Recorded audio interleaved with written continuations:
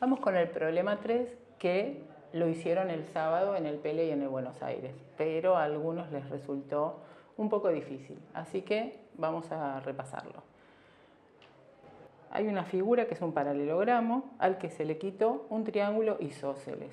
Primera cosa importante que hay que tener en cuenta es que dice que el triángulo es isósceles, por lo tanto ya sabemos que hay dos lados que son iguales y nos dice cuáles son, porque esa es otra de las cosas, nos dice que el EG es igual al FG y que cada uno de esos mide 34 centímetros.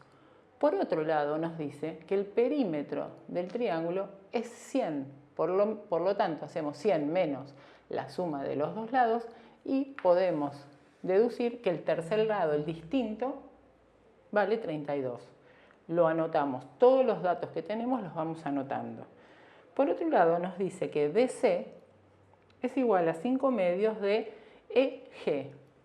Entonces hacemos con nuestro cálculo 5 medios por EG, o sea, por 34, y nos da que este lado del paralelogramo mide 85 centímetros. Lo que nos está pidiendo es que nosotros saquemos el área sombreada, por lo tanto, ¿qué necesitamos para eso? Necesitamos averiguar el área del paralelogramo por un lado y el área del triángulo para poder restársela. ¿Qué datos tenemos? Para poder averiguar el área del triángulo necesitamos la base y la altura.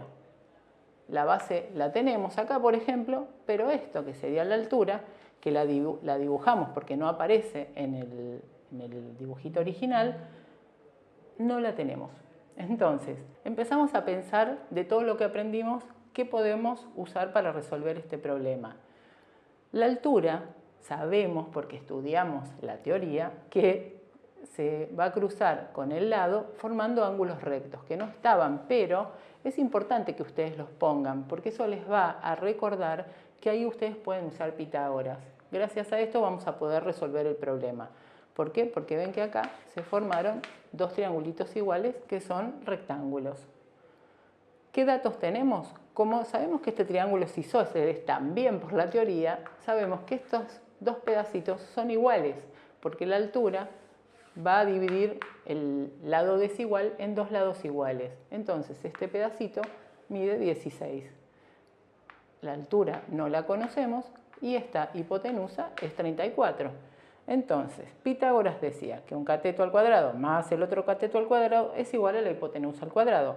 Siempre ponemos esta fórmula, porque si no muchas veces lo que hacemos es completar estos dos y no siempre, justamente como en este ejemplo, nos dan los dos catetos. Sabemos que un cateto al cuadrado, que sabemos su valor, más el otro que no lo sabemos, es igual a 34 al cuadrado, que es el valor de la hipotenusa.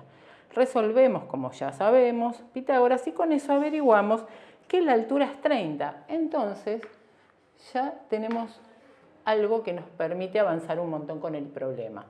Si la altura es 30, sabemos que 30 por 32 dividido 2 nos va a dar el área de este triángulo, que es 480 centímetros. Entonces la respuesta sería el área del triángulo es 480 centímetros cuadrados. Acuérdense que siempre, como esa área va centímetros cuadrados. Para continuar con el problema, tenemos que calcular el área del paralelogramo. ¿Cómo se calcula? Multiplicando la base por la altura. Eso ya lo recontra sabemos. 85 es la base. ¿Cuál es la altura?